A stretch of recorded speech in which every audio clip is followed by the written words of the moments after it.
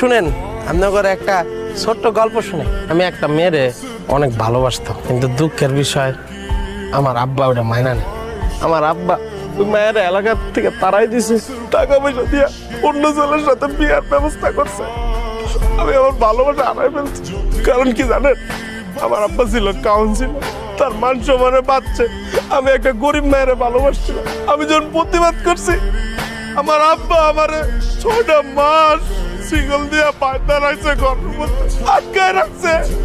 সবার কাছে কই বেড়াইছে আমি পাগল হয়ে গেছি। চুপ কর, আমার আম্মা আমার জীবনটা নষ্ট করে দিয়েছে। চুপ থাক তুই। চুপ করবো না আমি। 2 দিন পর এই এলাকা আরেকটা পাগল জন্ম নিব। এই যে আমার বন্ধু, আমার বন্ধু 2 দিন পর আমার মতন পাগল হয়ে দিব। আমার মতন ছেলেগর কোনো ইচ্ছা নাই।